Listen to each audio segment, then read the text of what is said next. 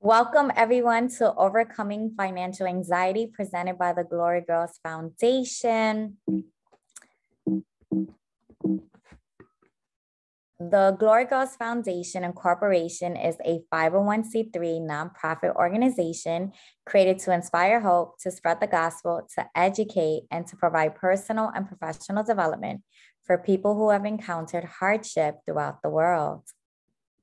My name is Cindy Roopchan, and I will be your host today, and I'm excited for what amazing things we're going to discover together as we talk about this topic, overcoming financial anxiety. Remember, this presentation is for educational purposes, so grab your notebooks and get ready to dive into learning. I want to start off by saying, give yourself some grace. Don't be hard on yourself for how you handled your money. Nothing you have done is not fixable. When you know better, you will do better. Today is a new beginning, so let's get started. Statistics show that financial anxiety affects 65% of Americans. This anxiety has a detrimental effect on relationships. About 56% of Americans cite finances as their single largest source of relationship problems. As relationship and financial problems increase, this in turn causes potential mental health decline. And this is something that we need to talk about. Many people are, heading for divorce because of finances. And we want to address this because we want to help you. And we want you to know that you are not alone. Look at that number, 65%. That is more than half of Americans are dealing with this. Did you know that 62% of American adults are carrying credit card debt in the last 12 months and about 70% having no retirement savings?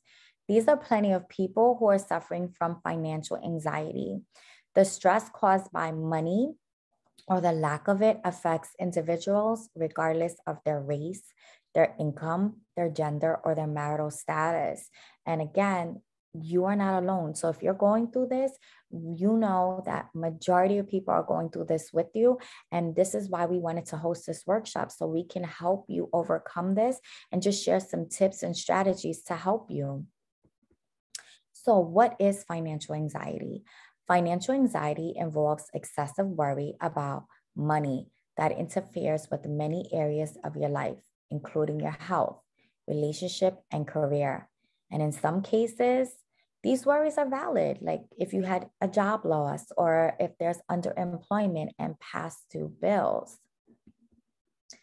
Financial anxiety is a feeling that we can experience at any point in life. It could be due to our own financial mistakes, but financial anxiety can also be caused by circumstances beyond our control, like the pandemic that we just faced. Also, financial anxiety can also be due to poor money management, and it can happen to any of us at any point at any time.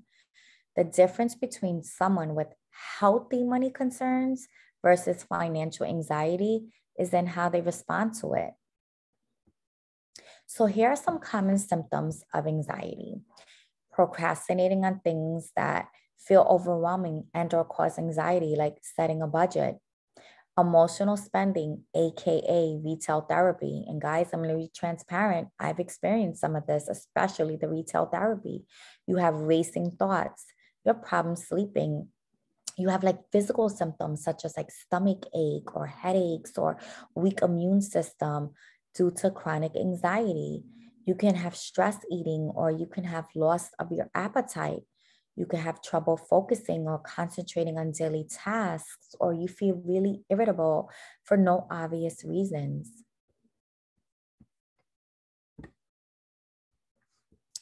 And I want to also share that financial stress can also lead to, as we mentioned, like insomnia or other sleep difficulties. It can also cause weight gain or loss of it. It can cause depression. And as I mentioned, relationship difficulties and even social withdrawal, where you're just drawing away from everyone and isolating yourself. And this is not healthy. And this is why we wanted to just address this, so we can do some reflecting and we can do some deep work and see what can we do to live this best life that we all want. So let's talk about it.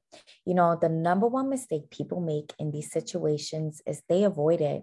There's this belief that if I don't talk about it or if I don't address it, then it's not true. However, if you don't, the situation will continue to get worse. I'm sure you've heard the saying that the truth will set you free. Well, this rings true with your money as well. The more you know about your finances and money, the better prepared you will be when dealing with unexpected expenses, and it gives you a peace of mind. So this is why we wanted to face the facts and just have this conversation with you. So let's talk about some of the common causes of financial stress. You know, this is going to help you navigate these feelings. So we're going to tackle some common causes of money stress and financial anxiety and ways you can overcome them. So here are some common causes for financial anxiety. Number one, having little money saved. Number two, high amounts of debt. Number three, job insecurity. And number four, discontent with your pay. And we're going to just unpack some of these things. So, did you know that 64 Americans are now living paycheck to paycheck? And this is true because of inflation rates. You know, statistics show that 60% of Americans don't even have enough savings to handle a $400 emergency, with some believing that they don't even need money saved or having an emergency account. In truth, everyone needs money saved regardless of your financial state. You never know when your life will take an unexpected turn or when a crisis will occur, just like we did with the coronavirus pandemic. Also, many people are dealing with financial anxiety because they have high amounts of debt. You know, having high amounts of debt, such as credit, mortgages, credit cards, and these payday loans, especially, and other can keep your anxiety levels high. Not only that, but trying to figure out a plan to get out of debt can also trigger more anxiety. To avoid being overwhelmed, you know, we want you to follow the snowball method to organize your debt. And I'm going to talk a little bit more about that. But, you know, this makes, our effort to focus on tackling the smallest balance first and stay current in all of your other debts by making the minimum payments and focusing on eliminating one at a time in order. And I've taken numerous financial courses, and there's a man named Dave Ramsey. He's really good with the snowball debt method of just getting rid of debt. And I'm going to share with you at the end of the presentation a little bit more about that. Another reason why many people deal with financial anxiety is job insecurity. You know, work-related worries are one of the biggest stress generators. You know, people have a fear of layoff, furlough, or salary reduction will keep you in a constant state of financial anxiety. That is why it's so important to live below your means and build up that savings and emergency account. Some people also have financial anxiety because they're discontent with their pay. You know, if you feel like you're underpaid, maybe you should focus on making a plan to advance in your career. Perhaps you want to learn a new skill, maybe take a class or a course, or make a career move. But the most important thing I want you to know is that you are in control of your destiny, not your employer. And this is really important. One of the major reasons why people are dealing with financial anxiety is they're trying to keep up with the Joneses. So I'm telling you, don't try to keep up with the Joneses. Feelings that you need to keep up with everyone financially can cause some serious anxiety. It's so easy to feel as if you need to keep up when you see what your friends are doing on social media, because we live in this digital world. When you're watching your friends on social media go on these lavish vacations or wearing these flashy designer labels can cause FOMO, fear of missing out, and it can stress you out. Feelings like this can keep you up and make you spend money that you don't have on things that you don't need, and it can increase your financial levels of anxiety. So don't fall into the trap of comparing your finances to other people's, when in reality, you have no idea what their financial state actually looks like. Because remember what statistics show, 64 Americans right now are living paycheck to paycheck. So sometimes people are spending all this money and putting up this portrait that they have all this money, when if you check their bank accounts, they really don't have anything. So I'm telling you, this is really important. Don't compare your finances with anyone else and don't try to keep up with the Joneses. And I heard someone say the Joneses don't even really exist.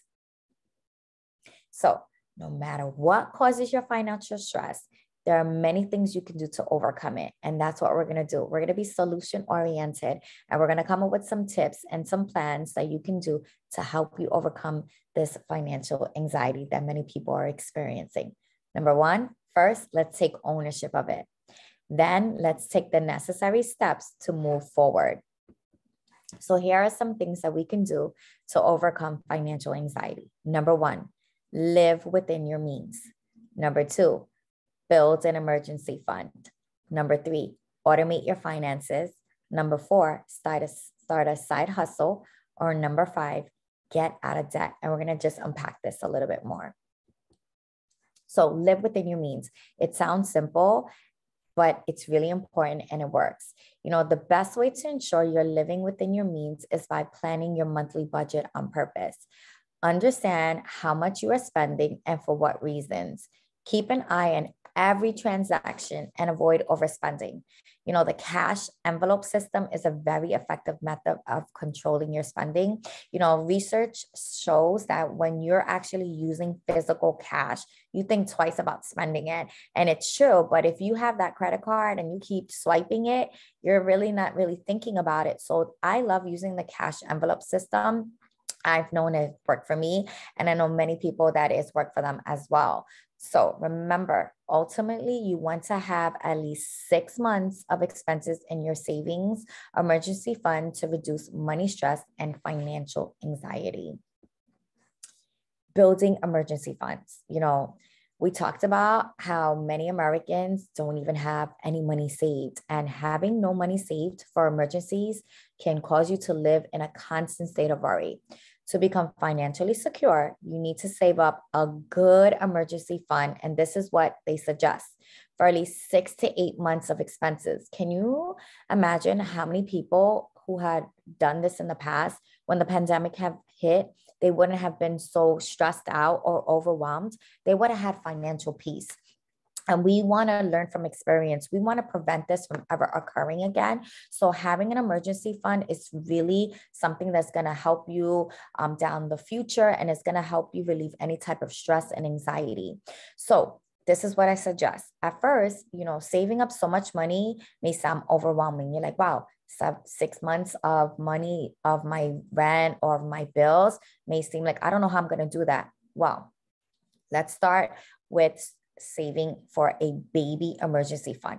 My first step to you is, if you have no savings, your goal is try to save at least $1,000. You know, knowing that you have a little money to fall back on will boost your financial confidence. And I've taken, as I mentioned, numerous financial courses, and they always suggest that that's the first step that you should do, is just save that $1,000. And eventually when you see that you're able to save that $1,000, you're like, you know what? I'm going to be able to save $2,000. And before you know it, you're saving thousands of dollars that are going to give you financial peace, and a financial anxiety is going to be, you know, left from your life, and you're going to be able to overcome it. So as I mentioned, building that emergency funds is really important because you need to expect and be prepared for a financial crisis, because they're inevitable. Look what we just faced in 2020. But having at least 6 months of emergency funds will give you so much peace of mind, and you'll have options to deal with the emergency. It's amazing how having money saved can incredibly relieve stress, keep you from living paycheck to paycheck, and give you clarity in difficult times. And it may not even be towards like the pandemic, but what if you have an emergency where a loved one is sick, or God forbid you're facing, you know, a job loss? Knowing that you have this money and this emergency fund is going to give you, as I mentioned, a peace of mind and definitely help you overcome financial anxiety.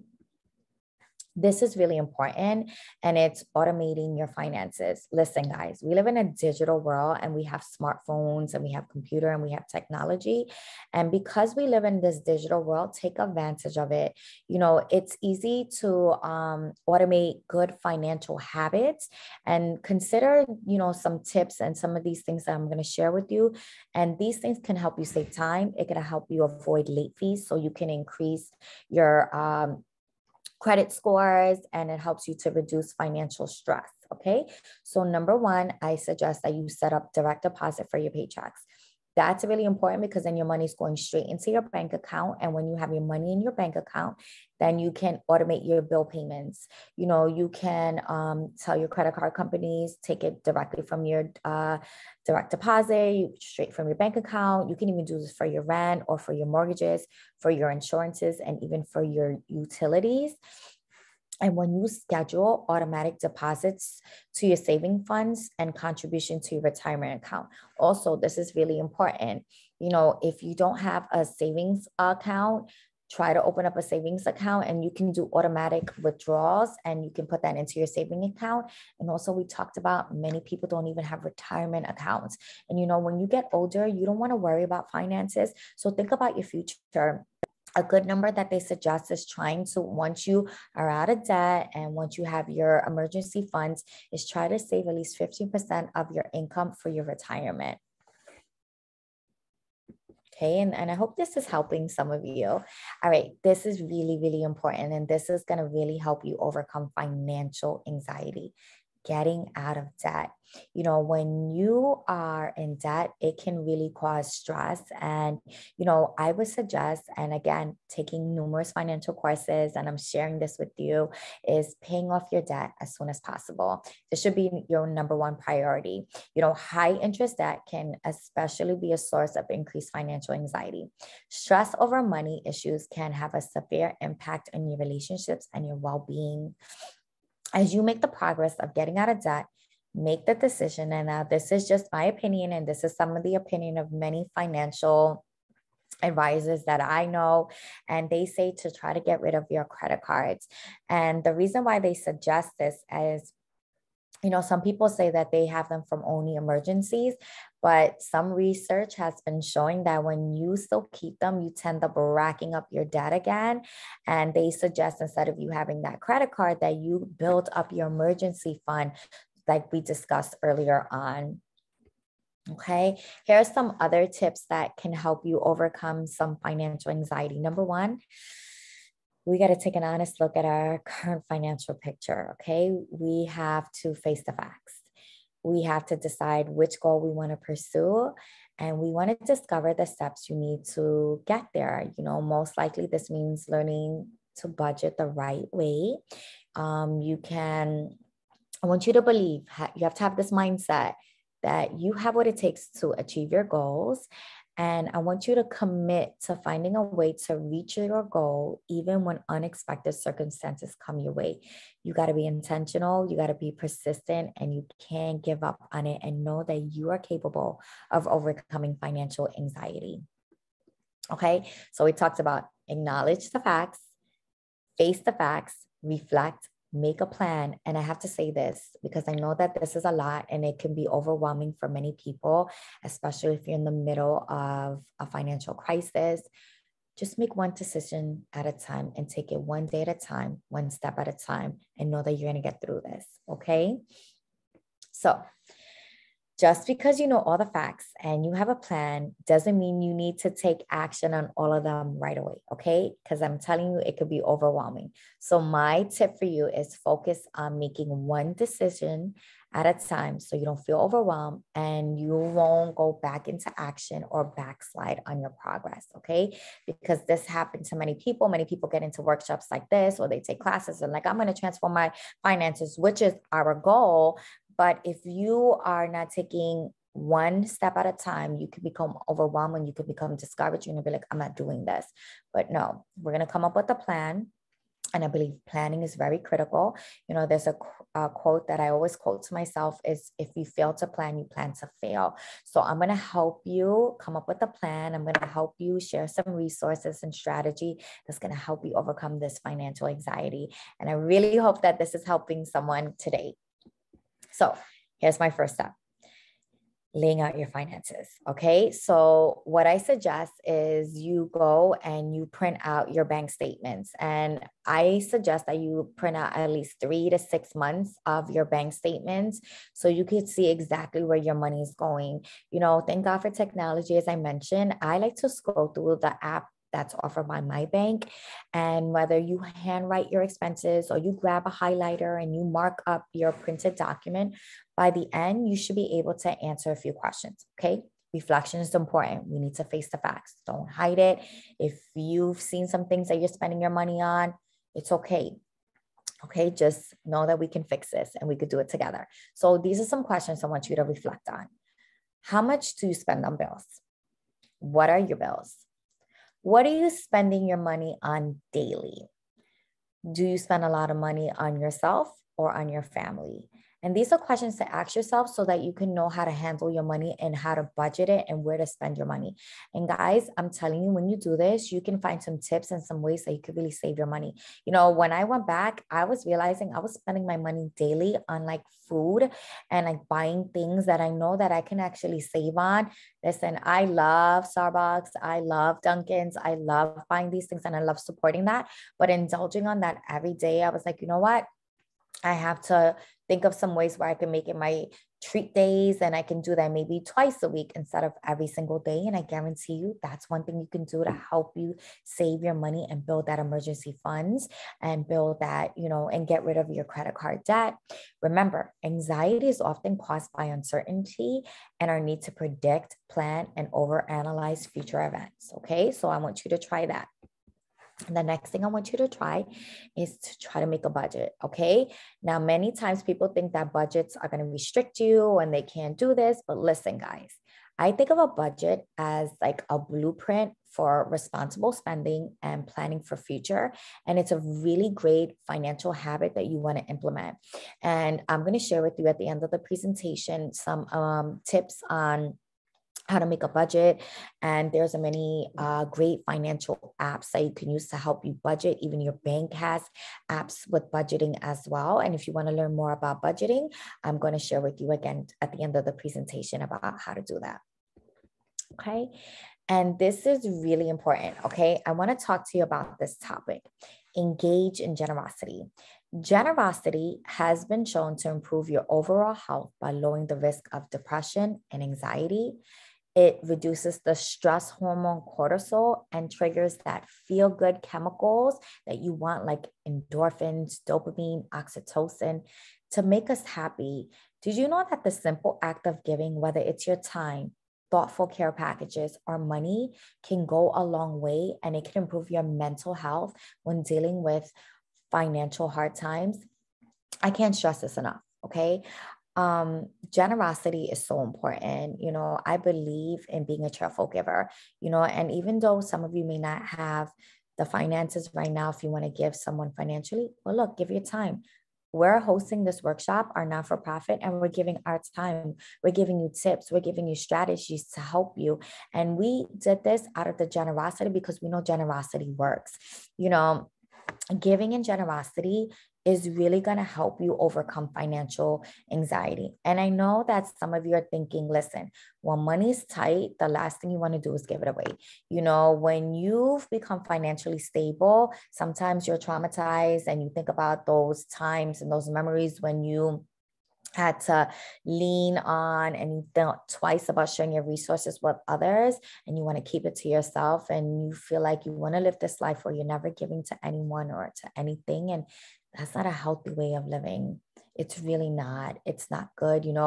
If you go and you really research some of these millionaires and some of these financial companies that are doing well, they're generous givers.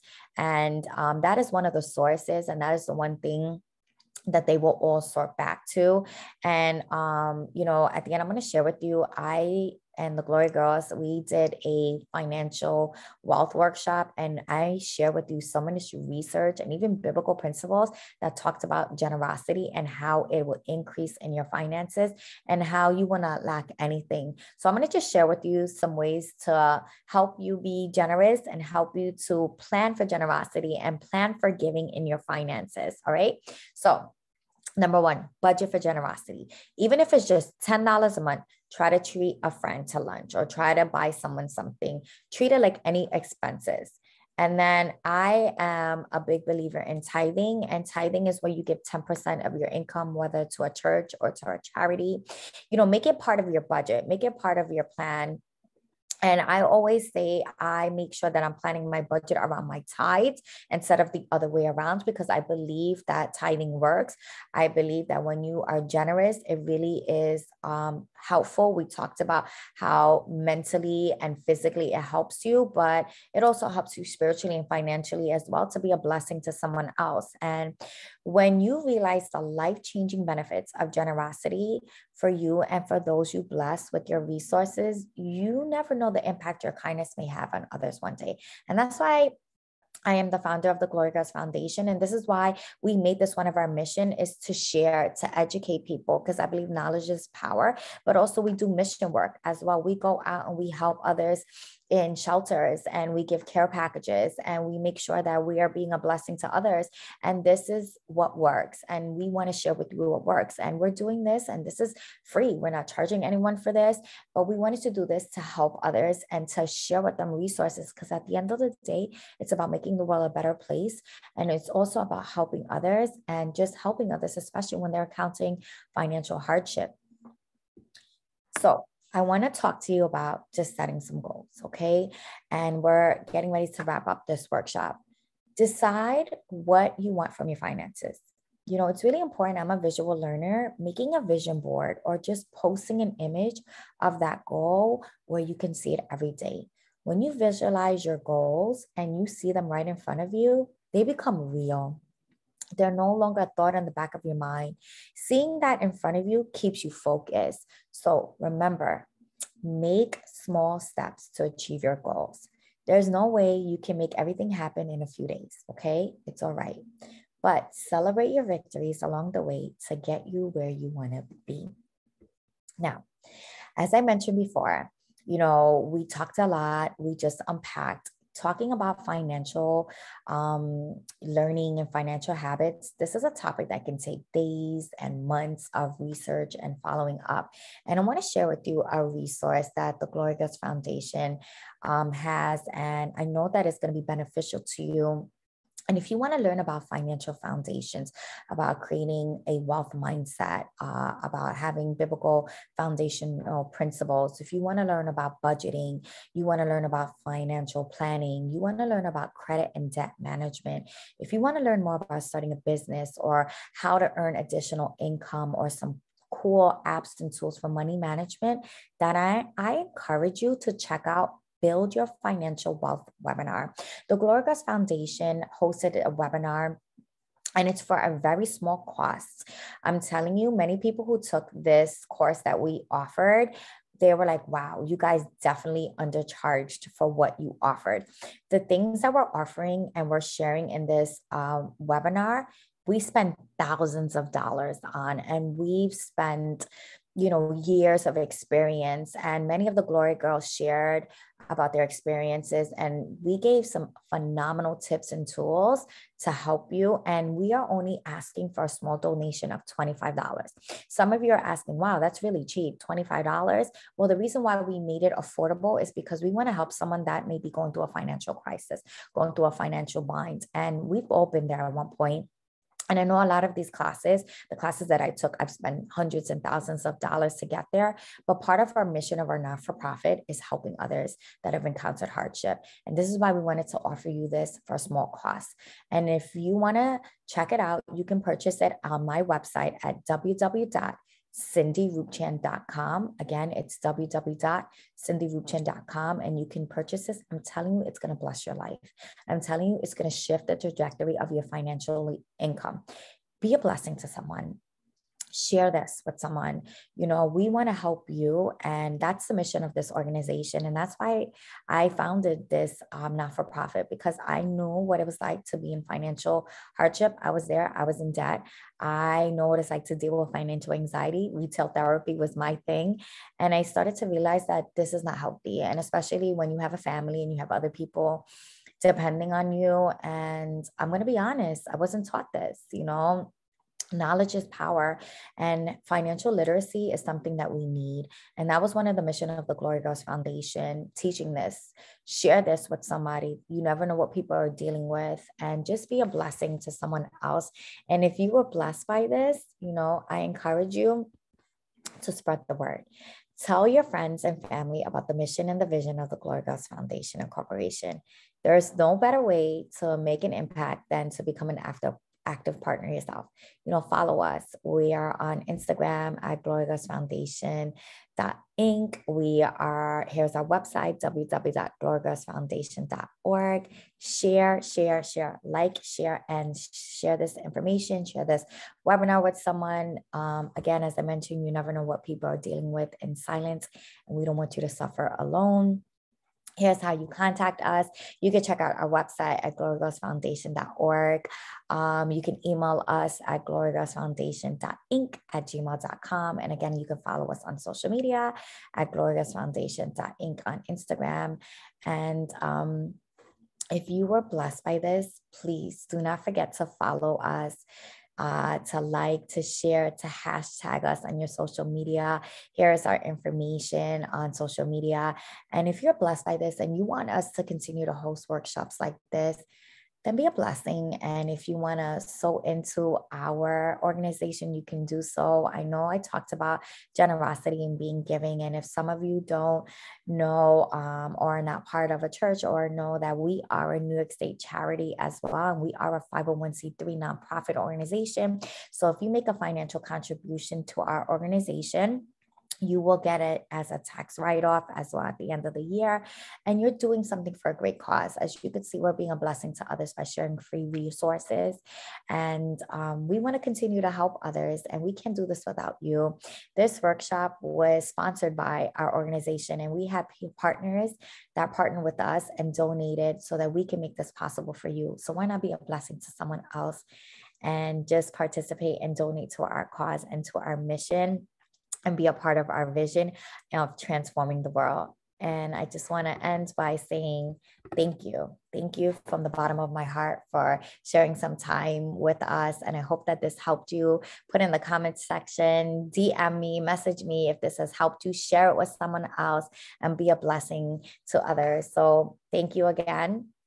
I really hope that you were inspired by this workshop, and we can't wait to do many more things together with you.